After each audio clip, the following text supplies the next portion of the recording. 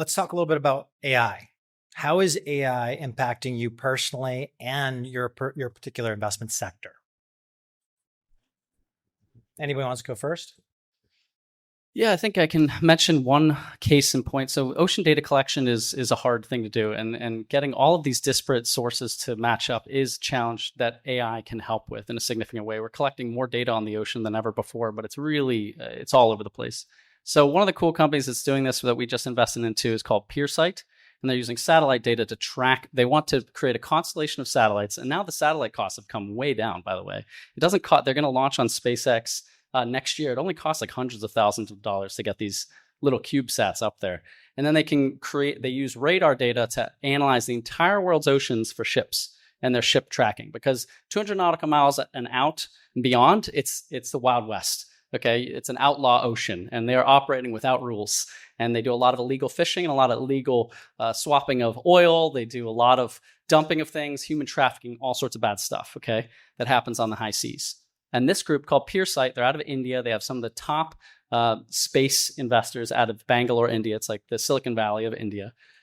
They brought the cost down to develop these satellites, and then they can use AI on the back end to analyze the blank pixels, the blue water pixels from where a ship is, right? And to monitor the whole world's ocean is a really big feat. And AI can help with analyzing, is this a ship? Are they conducting illegal activities? And then you got to get the enforcement that actually has to happen on the spot. So to enforce fisheries rules and to enforce laws at sea, you actually have to be there or take pictures of it actually occurring. And that's actually a hard thing to do. Very few groups are doing it. So a lot of security agencies are interested in them. A lot of VCs, conservation related, huge impact from stopping illegal fishing and some of the bad actors at sea. So AI can really help with that, with taking all of the world's ocean data and getting it down to what do you need to know and how is it actionable information. That'll be significant for the ocean space. Thanks for the insight, Matt. I'm not really that interested in AI from a making money perspective, because it's just another Ponzi scheme, and it doesn't mean that it's not real. Like, it's very real, because we see these self-driving cars. They're amazing. You get into the cars, they do themselves. That's all an attribute of AI. The problem is, though, that this game is being played at much higher levels. So, like, look at OpenAI. The valuations precede. Look at the two ex-founders of OpenAI who set up their own company. They raised $2 billion pre-seed. Where's this little Irish guy going to get a chance playing in that game? It isn't going to happen. It's like Richard said earlier on. You don't run towards where everybody else is or where they're running to. You run towards to what's adjacent or around it or different to it. So the things that I'm really interested in, what is AI going to massively disrupt and change? So case in point, compute power. Compute power is going to be the biggest thing in the world. There's going to be food, there's going to be water, and there's going to be compute power. And if any business thinks that they're going to be in business in 10 years and have a chance of competing with the largest players in the world on a compute power basis, you're delirious. Like, this is all going to be eaten up by them. That's a place that we can make an ownership in. Data. We had this great conversation about data earlier on. Data is going to be destroyed. AI is not going to be able to play with data, bad data, and make it all beautiful. That's not what happens. Bad data is going to turn into worse AI data. So we're moving heavily into the data space.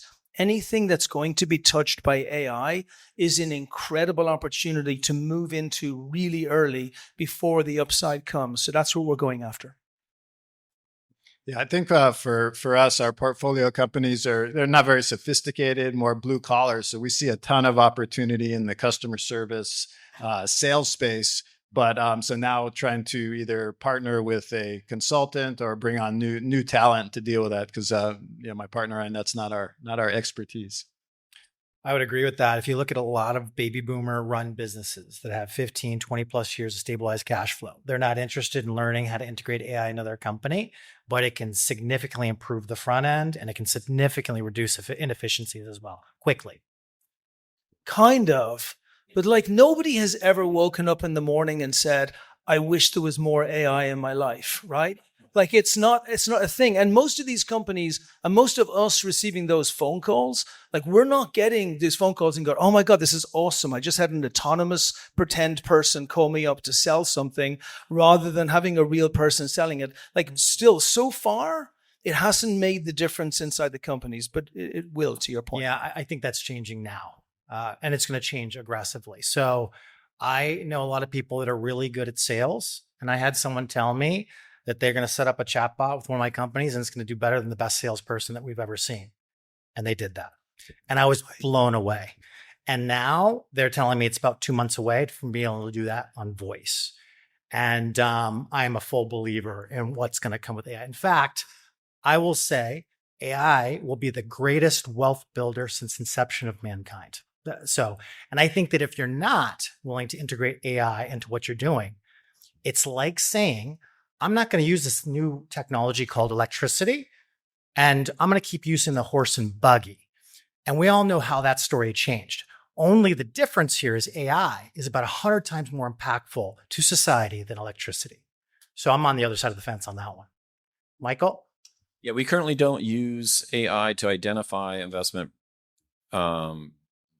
opportunities. However, it's huge in this space. It's huge for other things. We use it like marketing, you were just saying. But in terms of identifying the crypto, the best crypto products on the market, we haven't found a way to use that yet. Got it. If you are a founder, raising capital, developing real estate, or you're an investor, would love for you to get involved in the Family Office Club. I've run this community for 18 years now. We've hosted 300 live events. We have 17 million social media group members and followers. We have the #1 YouTube channel on family offices. We have the #1 most popular podcast on family offices. You can learn more about us and our membership options at familyoffices.com. We have 30 in-person events planned in 2026 and another dozen events this year. Please go to familyoffices.com to learn more.